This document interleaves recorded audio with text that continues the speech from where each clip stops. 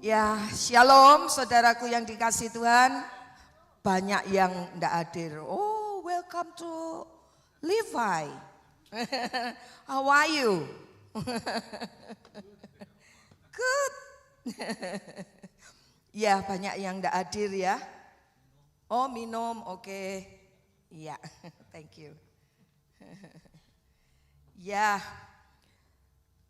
apa kabar saudara? Semua baik? Puji Tuhan, masih banyak yang jalan-jalan toh ini. Oh, banyak yang sakit. Lani sama Fajar? Oh, terlambat. Oke.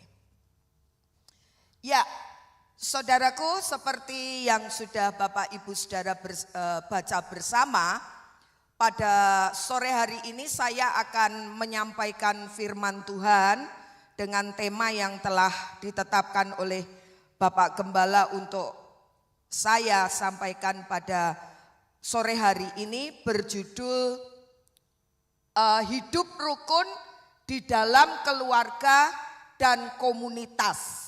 Hidup rukun di dalam keluarga dan komunitas.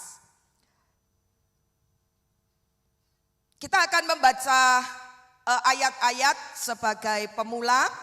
Ya, saya akan membacanya di dalam Mazmur pasal 133. Ini sudah dihembuskan beberapa kali dalam bulan ini ya saudara.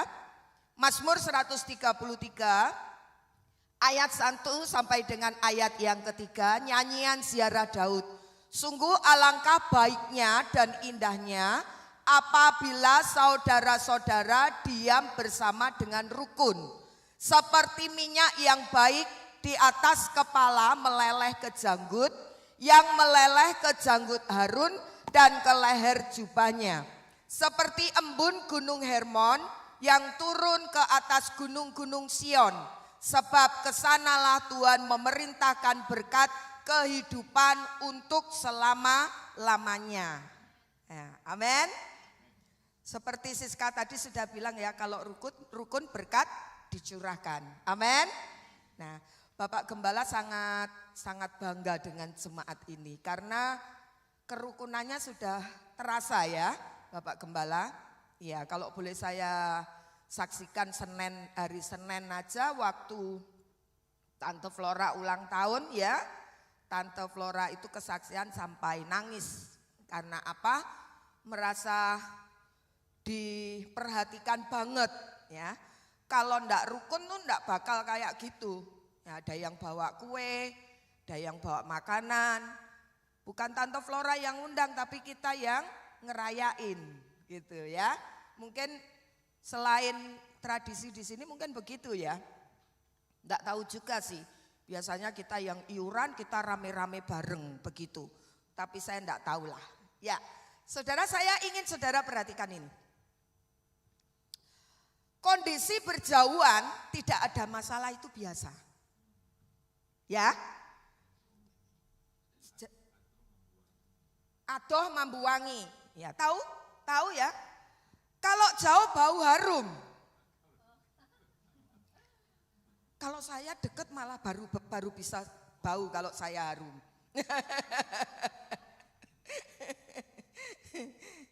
Ya. Berjauhan tidak ada masalah, itu biasa. Ya saudara, biasa saja. Tetapi berjauhan tidak rukun itu keterlaluan. Nangkep ya saudara? Jauh kok enggak rukun itu terlalu. Nah, diam bersama tidak rukun itu mah sering terjadi. Ya, dekat terus enggak rukun itu sering terjadi. Itu baik di kalangan keluarga, kan kita kan punya family ya. Di dalam rumah ya jumpanya sama itu saja. Iya toh? Ada masalah bisa jadi kena. Bisa jadi kena. Nah, apalagi sekarang hidupnya cuma berdua, misalnya aja. Anak-anak sudah pada punya rumah masing-masing. Tinggal di rumah masing-masing. Jadi ketemunya ya cuma di kau saja. Ya. udah di kau aja gemesin lagi. Hah? Jengkelin lagi. Misalnya aja, bikin rasanya aduh gitu loh ya. Lah lalu terjadi sesuatu, itu seringkali terjadi. Nah saudara, diam bersama dan tidak rukun, itu adalah kondisi yang sebenarnya berbahaya. Ya, diam bersama dengan tidak rukun, itu keadaan yang tidak baik dan tidak indah. Tuhan itu menghendaki agar anak-anak Tuhan itu bisa hidup rukun, saudara. Ya, amin. Tuhan sangat menghendaki anak-anak Tuhan, orang-orang percaya, baik di kalangan keluarga, dengan tetangga. Kalau di sini mah udah cuek ya. Saya bertetangga selama 8 tahun, selama saya pindah itu berapa kali ketemu sama tetangga itu ya enggak pernah ngobrol ya cuma hai, how are you? Itu saja enggak pernah dekat, cuma dari jarak jauh, oh I'm good, kan biasanya begitu, very well, thank you, how about you? Udah ada kemajuan belum saya? Very good, lumayan. Ya paling cuma seperti itu saudara. Ya dengan tetangga. Jadi untuk menciptakan kerukunan ya kayaknya gampang. Tapi coba kalau di Indonesia. Udah rumah berdempetan. Ya, kalau saudara punya rumah enggak berdempetan sama tetangga ya enggak masalah ya. Bahasanya orang kentut aja dengar gitu ya, saking mepetnya. Ya saudara, itu bisa terjadi konflik juga.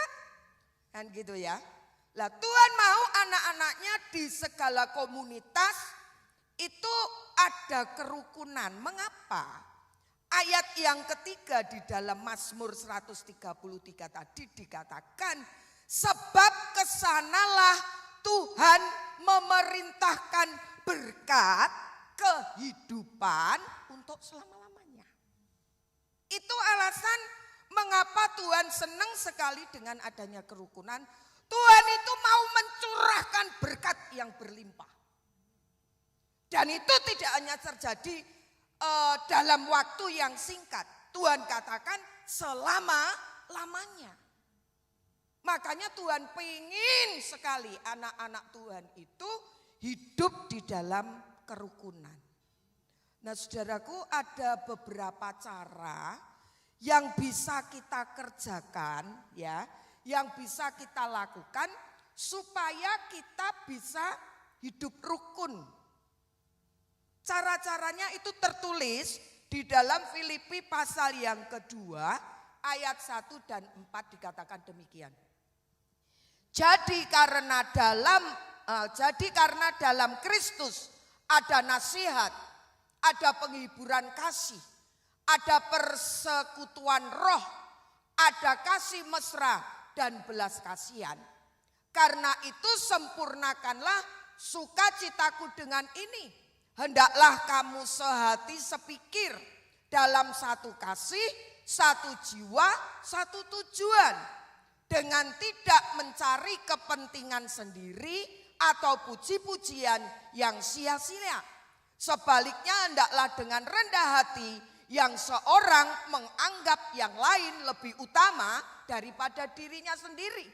Dan janganlah tiap-tiap orang hanya memperhatikan kepentingan sendiri, tetapi kepentingan orang lain juga. Dalam 4 ayat yang kita baca ini, ya cara untuk menjaga kerukunan. Ada 4 hal yang bisa kita lihat. Yang pertama adalah jatuh di ayat yang kedua. Ya, jadi kamu sehati sepikir dalam satu kasih, dalam satu jiwa dan satu tujuan. Yang pertama yang bisa kita lakukan adalah kita harus sehati sepikir. Dalam keluarga harus sehati sepikir. Harus satu kasih, satu jiwa, dan satu tujuan. Ini bukan berarti kita harus sama pendapat, tidak. Ya. Tidak harus selalu satu pendapat dalam segala sesuatu. Yang benar, yang penting harus akhirnya tetap sepikir dan tetap satu tujuan. Ya. Contohnya seperti Fredo jadi ketua panitia, ya, voting. Kita mau adain di mana? Kan begitu ya. Adain, memang banyak pendapat. Ya akhirnya pendapat yang terbanyak itu yang kita ambil sebagai keputusannya, kan begitu ya, yang Fredo ambil untuk keputusan nanti tanggal 6 September itu kita mau adain di mana? Oh 5 September ya. 5 September itu mau kita adain di mana? Kan begitu. Ya sudah, kan banyak pendapat toh.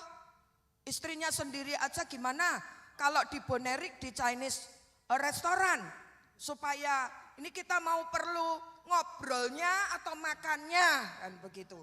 Kalau saya sih sebenarnya logikanya saya pilih makannya aja. Ya iya toh. Kalau ngobrol sih di Marconi nanti juga bisa ngobrol. Nah, tapi coba bayangin walaupun nanti sistemnya seperti itu, ngobrolnya nggak ada, pasti asik makannya. Ya, apalagi ngambil-ngambil sendiri, kan begitu ya. Terima kasih Fredo sudah ambil keputusan. Karena saya dan suami saya paling dekat. Tepuk tangan buat saya. Saya paling dekat. Wah, terima kasih. Itu katanya suami saya tuh kalau yang di sana itu cuma terpaut berapa kilo? 2 kilo atau berapa ya? Ya udah putuskan di sana.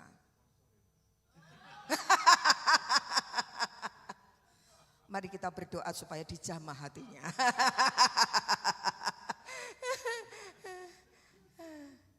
Are you agree?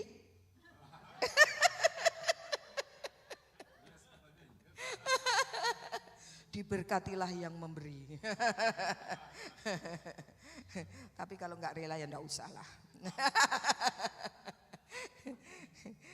Ya, saudara, tidak harus sama pendapat. Ya, bisa banyak pendapat, tetapi kita harus tetap satu tujuan. Tujuannya apa? Semua senang kalau masalah nanti, ya toh? Semua senang ya di Marconi ya.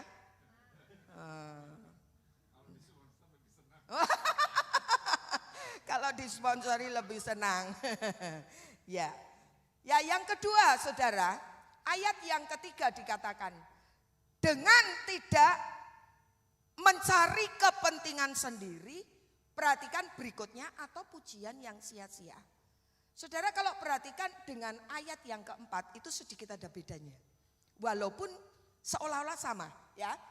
Dengan tidak mencari kepentingan sendiri atau puji-pujian yang sia-sia. Kalau yang keempat, janganlah tiap-tiap orang hanya memperhatikan kepentingan sendiri. Seolah-olah sama ya, sepertinya sama. Ya, ayat yang ketiga, tidak mencari kepentingan sendiri atau pujian yang sia-sia. Jadi begini, kita itu tidak boleh ya, kita itu tidak boleh ingin dipuji ya, mencari pujian yang sia-sia, tapi dengan cara menjelekkan orang lain. Nangkep ya? Tidak boleh. Kita mau dipuji, tapi kita jelekin yang lain. Tujuannya apa? Supaya kita terlihat baik. Nah itu untuk kepentingan pribadi. Ya, yang dijelekkan tidak ada keuntungannya. Tapi kita yang cari orang lain dijelek-jelekan untuk kepentingan kita sendiri, nah itu tidak boleh. Ya, ada tidak kira-kira yang seperti itu? Ada, tapi di sini tidak ada ya. Jangan sampai ada. Ya kita jelekkan si A terus jelekkan si A ya. Biar kita yang bagus, biar kita yang kelihatan baik. Itu kepentingan pribadi nyangkut supaya kita dapat puji-pujian ya. Tapi itu pujian yang sia-sia. Begitu ya saudara. Lalu yang ketiga itu adalah dengan rendah hati yang seorang menganggap lebih utama daripada dirinya sendiri. Untuk menjaga kesatuan supaya tetap ada, kita satu sama lain mesti rendah hati. Ya. Enggak boleh memandang bahwa, oh kamu ini apa? Kamu enggak bisa apa-apa. Kamu enggak bisa nyanyi, enggak sebagus aku. Gitu. Gereja kalau enggak ada aku enggak bisa jalan. Nah yang begini ini yang bahaya. Ya. Yang ini enggak bagus, enggak baik, enggak boleh. Ya. Jadi kita itu harus rendah hati satu dengan yang lain. Bahkan dikatakan menganggap yang lain lebih utama daripada diri kita sendiri. Ya, begitu. Itu rahasia untuk menjaga tetap rukun. Saudara tahu melihat suara saya kayak petir begini nih? Ya saudara, ya toh? Bahasa Jawanya kayak bledek ya. Ya Den ya. Kayak petir begini, saudara tahu pasti ngerti kalau karakter saya itu sebenarnya kan keras. Suami saya itu cuma keras di suaranya. Yang bulan lalu sudah saya katakan, ini enggak ngecap, tapi dia itu orang yang benar-benar bisa tahan diri. Jadi saya tuh akhirnya walaupun pendeta tuh belajar sabarnya sama dia.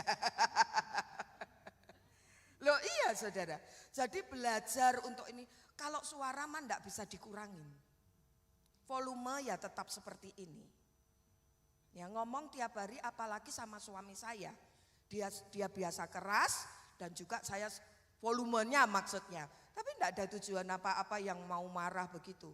Saya akhirnya bisa belajar, oh orang ini begini, orang ini. Akhirnya saya belajar saudara.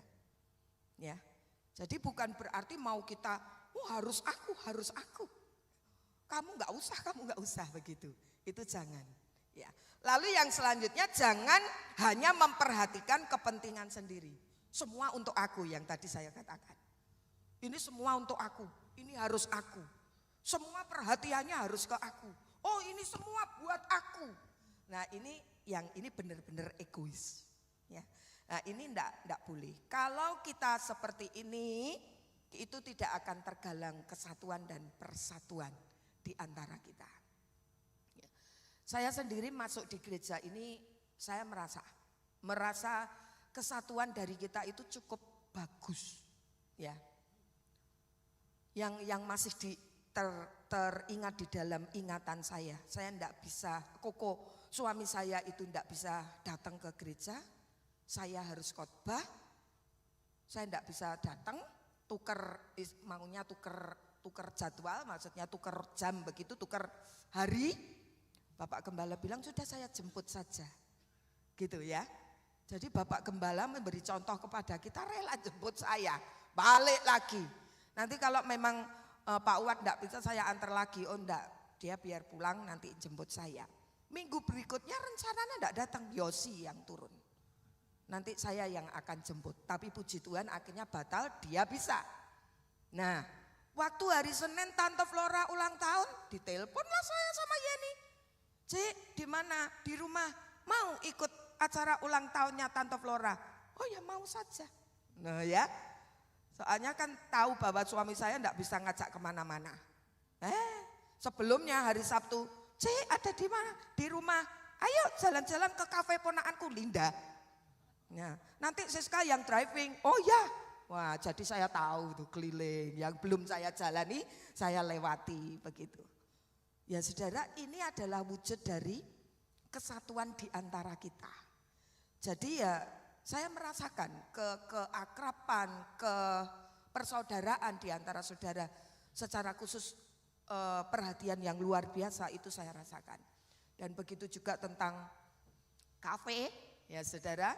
Tentang kafe yang kita doakan, itu suami saya lebih banyak berhubungan dengan Bapak Gembala, dan saya juga banyak cerita kepada ketua komsel untuk didoakan, dan yang lainnya tahu kan begitu ya, mendukung dalam doa begitu. Terima kasih ya, terima kasih sekali lagi atas nama suami saya mengucapkan terima kasih untuk saudara sekalian, walaupun suami saya bilang masih ada 10%-nya.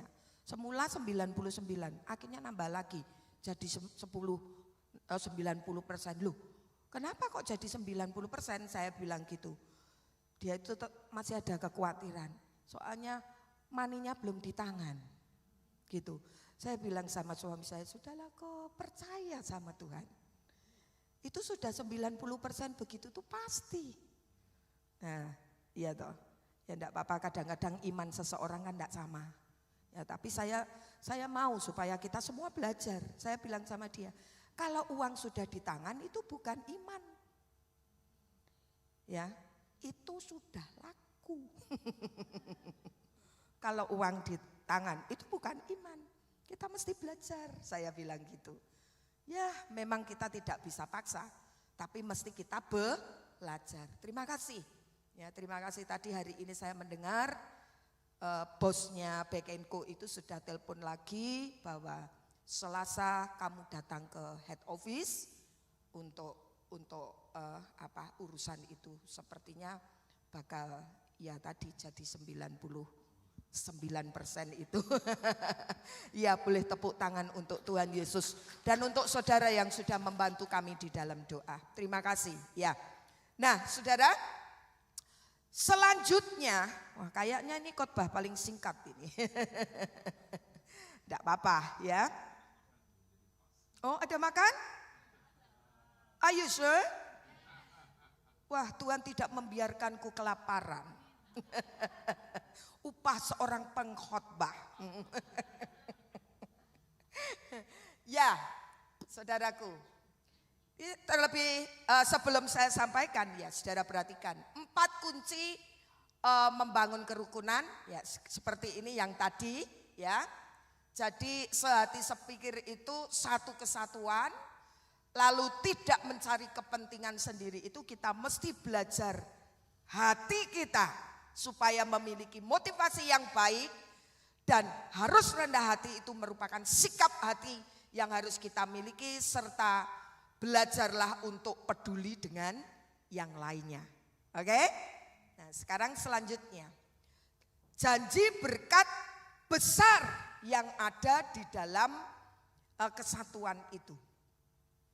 Untuk mereka yang bersedia diam bersama dengan rukun, itu Tuhan tidak membiarkan tanpa ada alasan atau tanpa ada imbalan. Tetapi ada sesuatu. Seperti tadi yang sudah dikatakan dalam firman Tuhan, bahwa Tuhan akan memberikan berkat untuk kehidupan, untuk selama-lamanya. Nah saudara, yang pertama, ayat yang kedua dari Mazmur pasal yang ke-133, saya baca ulang ya saudara. Mazmur 133 ayat yang kedua dikatakan demikian. Seperti minyak yang baik di atas kepala meleleh ke janggut, yang meleleh ke janggut Harun dan ke leher jubahnya. Seperti minyak yang baik di atas kepala meleleh ke janggut, yang meleleh ke janggut Harun dan ke leher jubahnya. Ini bukan minyak sekedar minyak, saudara. Ya, bukan minyak sekedar minyak. Minyak apa misalnya? Ya bukan. Tetapi ini adalah minyak urapan, karena itu dikaitkan dengan seorang yang bernama Harun. Di situ tadi kan dikatakan Harun ya, ada Harunnya. Nah itu minyak yang dikaitkan dengan Harun. Coba kita akan teliti bersama dalam suatu kejadian. Di dalam Keluaran pasal 22 ayat yang ke-25. Berfirmanlah Tuhan kepada Musa, ambillah rempah-rempah pilihan, mur tetesan 500 shikal, dan kayu manis yang harum setengah dari itu, yakni 250 shikal, dan tebu yang baik 250 shikal, dan kayu teja 50 shikal, 500 shikal, ditimbang menurut shikal kudus, dan minyak zaitun 1 hin. Haruslah kau buat semuanya itu menjadi minyak urapan kudus, suatu campuran rempah-rempah yang dicampur dengan seni tukang campur rempah-rempah, itulah yang akan menjadi minyak urapan kudus. Haruslah kau urapi dengan itu kemah pertemuan dan tabut hukum, meja dengan segala perkakasnya, kandil dengan perkakasnya, dan mezbah pembakaran ukupan, mezbah korban bakaran dengan segala perkakasnya, bejana pembasuhan dengan alasnya. Haruslah kau kuduskan semuanya.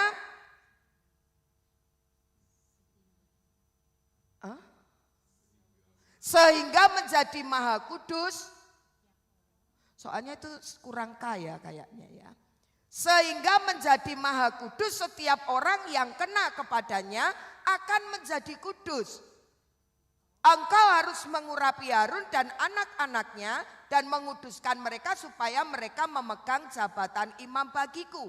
Dan kepada orang Israel haruslah kau katakan demikian, inilah yang akan menjadi minyak urapan kudus bagiku di antara kamu turun-temurun. Saudara perhatikan ayat yang ke-29. Kita baca bersama-sama ya, 1, 2, 3. Haruslah kau kuduskan semuanya sehingga menjadi maha kudus, setiap orang yang kena padanya akan menjadi kudus. Berkat yang pertama adalah minyak urapan, saudara. Dan dikatakan bahwa setiap orang yang kena padanya itu akan menjadi kudus. Ini adalah berkat rohani, saudara. Kalau orang dianggap kudus oleh Tuhan atau menjadi kudus di hadapan Tuhan, itu pasti orang yang diperkenan Tuhan.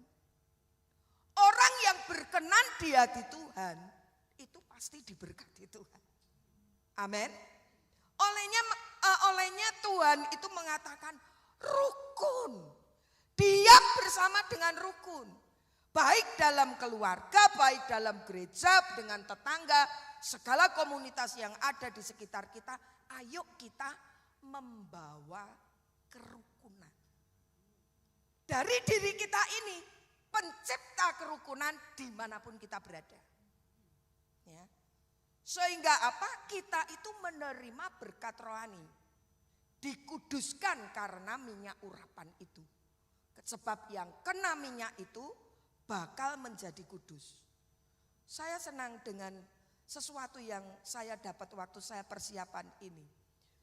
Dengan Tuhan pada waktu saya prepare ini, saya dapatkan bahwa orang yang dikuduskan adalah orang yang diperkenan Tuhan. Dan saya nangkep kalau kita diperkenan Tuhan, saya rasa apa yang kita minta itu Tuhan mendengar. Dan Tuhan pasti menjawab. Bukan dalam hal materi saja, dalam hal rohani yang kita perlukan pun pasti Tuhan akan memberkati kita. Jadi kita mesti jadi pencipta kerukunan. Dari diri kita sendiri itu jangan suka pertengkaran. Ya. Tidak boleh ada roh pertengkaran muncul dari dalam hidup kita. Ada enggak yang suka bertengkar? Ada. Ada, saudara. Oh, bahaya kalau sudah namanya hobi. Hobi kok hobi bertengkar. Makanya ayat itu kan sampai ngomong lebih baik tinggal di atas sotoh rumah daripada bersama perempuan yang suka bertengkar. Saudara, istri-istri enggak boleh jadi istri-istri yang suka bertengkar. Mari ciptakan perdamaian di rumah tangga kita. Ya, jangan suka bertengkar dengan pasangan hidup kita. Berkat bakal lari, saudara. Ya. Misalnya saja lagi bertengkar. Piring terbang, gelondang. Sebenarnya ada tetangga tuh mau ngantar tales. Mau ketok, enggak jadi, pulang. Lah takut kalau kena lemparan piring. Lebih baik talas gua bawa pulang lagi deh. Loh, saudara, jadi kalau kita itu senang bertengkar, jadi berkat bisa lari, enggak datang kepada kita. Jadi mari kita rukun dengan orang-orang yang ada di deket-deket kita ini. Ya. Bagaimanapun juga orang pertama itu yang menolong kita ya orang dekat kita. Ya kan? Jadi mari kita rukun. Itu yang bisa kita terima adalah berkat secara rohani, yaitu dikuduskan karena minyak urapan itu. Yang selanjutnya, berkat yang kedua adalah embun. Ayat yang ketiga, seperti embun gunung Hermon yang turun ke atas gunung-gunung Sion, sebab kesanalah Tuhan memerintahkan berkat, kehidupan untuk selama-lamanya. Embun gunung Hermon turun ke gunung Sion. Saudara, siapa yang pernah ke Hermon? Yang sudah pernah ke Israel? Yuke belum? Oh Pak Wi ke Hermon. Waktu itu ada snow enggak? Sedikit. Kalau saya pengalaman pada waktu itu snow-nya kencang. Jalan di snow itu kaki bisa masuk sampai lutut. Saking tebelnya. Itu dingin sekali. Itu pengalaman yang tidak pernah saya lupakan. Karena pertama kali saya lihat salju. Ya, betul. Itu tahun 2017. Kan katanya, ayo doa di tembok ratapan. Kan begitu toh ya. Nanti apa yang kita doakan di situ Tuhan memberkati. Sebenarnya kan itu tradisi saja. Tapi kalau kita mengimani apa yang kita doakan kan bisa terjadi. Walaupun itu hanya tradisi. Yang menjadi tour guide, tour leader saya, istrinya mengatakan, tante sana doa biar jodohnya datang. Gitu saudara, biar jodohnya datang. Ah, ngono ae, saya bilang gitu, ada saja. Saya bilang gitu ya, saudara. Ya saya lupa apa yang saya doakan. Tapi yang jelas di tahun yang sama itu, saya dikenalkan sama suami. Di tahun yang sama. Jadi tahun 2017 bulan Agustus dikenalkan, 2017 bulan Desember dia datang ke Indonesia, Februari 2018 saya ke Australia untuk kali yang pertama, dan November 2018 saya menikah. Cepat. Yuk ke Israel.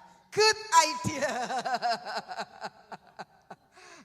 Lah saudara, sungguh itu pengalaman yang saya ingat. Jadi sedikit cerita ya.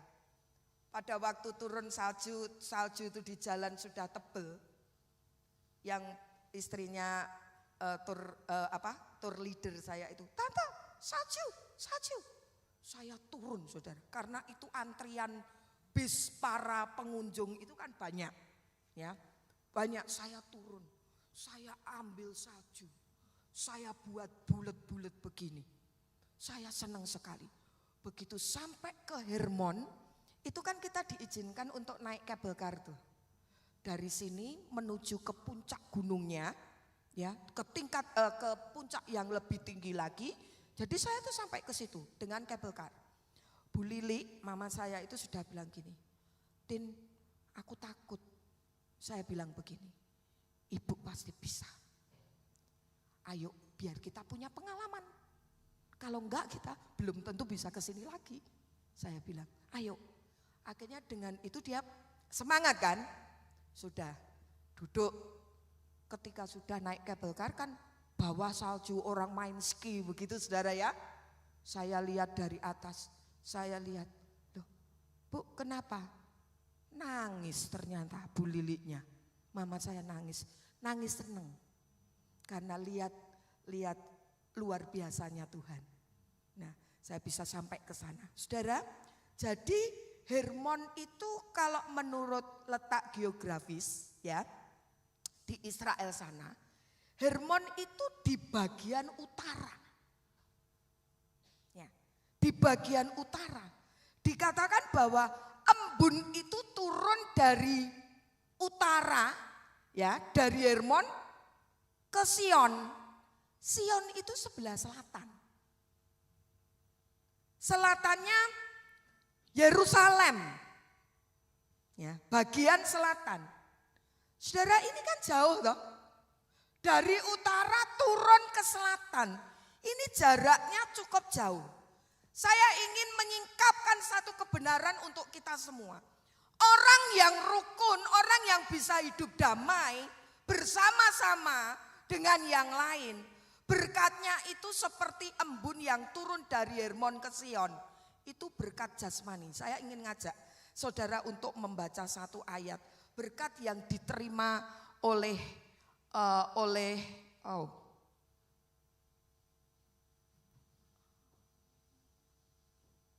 tolong kembalikan. Ini, ayat ini, Kejadian pasal yang ke-27. Allah akan memberikan kepadamu embun yang dari langit dan tanah-tanah gemuk. Tanah-tanah gemuk itu tanah-tanah subur. Toh. Ini berbicara tentang hal jasmani. Di bumi dan gandum serta anggur berlimpah-limpah. Gandum untuk makanan toh, ya. Anggur juga untuk makanan. Ini adalah berkat jasmani. Kalau kita hidup rukun satu dengan yang lainnya, berkat jasmani itu juga akan kita terima.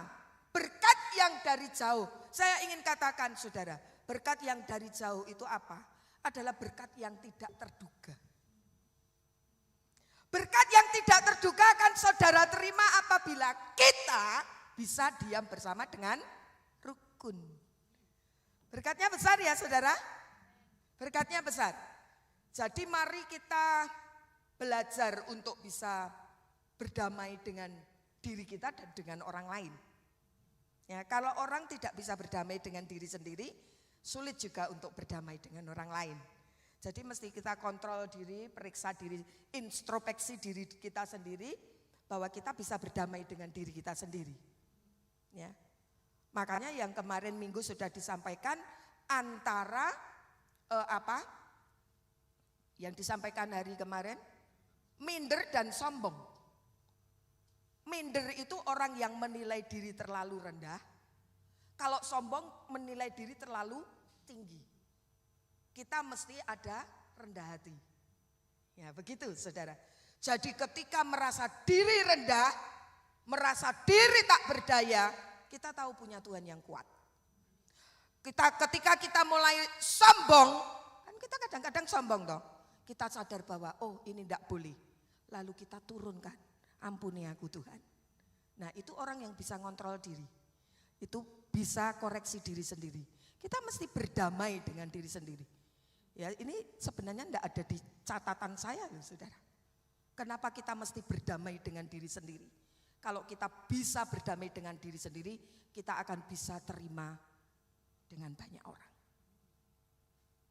Ya saudara, orang pembuat kerukunan akan menerima berkat rohani dan pencipta kerukunan juga akan menerima berkat rohani.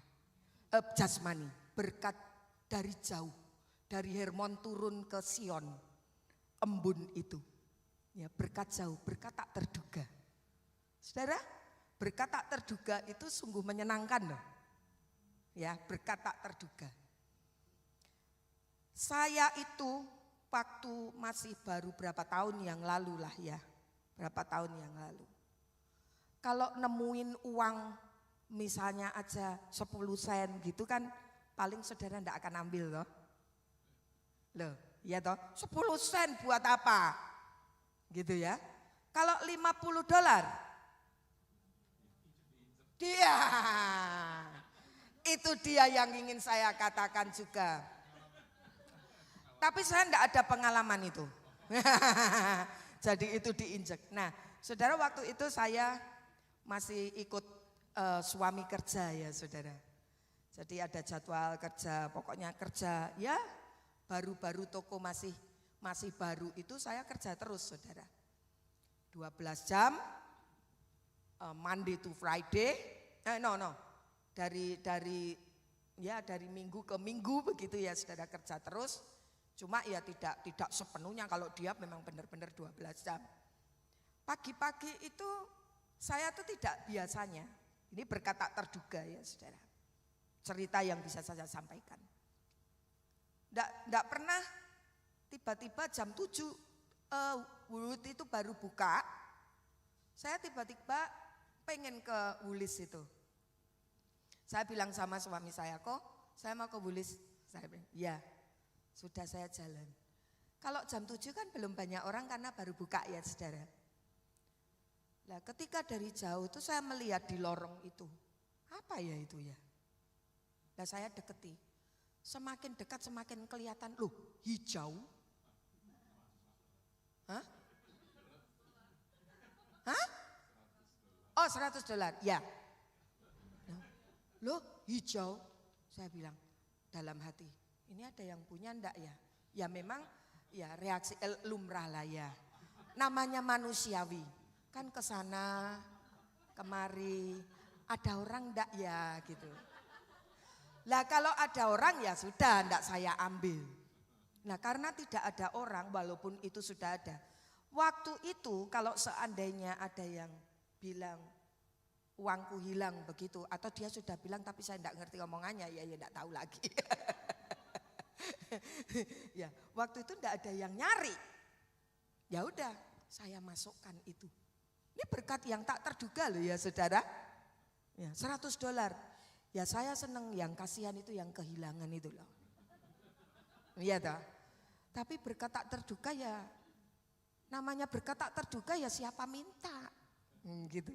Kan saya ndak berdoa Tuhan kiranya ada orang kehilangan uang, ya ndak lah.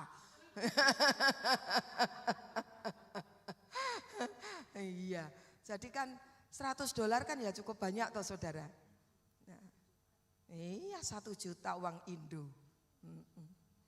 Ya saudara, jadi berkat tak terduga itu bisa kita terima. Mau terima berkat tak terduga? Mau ya? Ya, asal halal. Ya, Tante.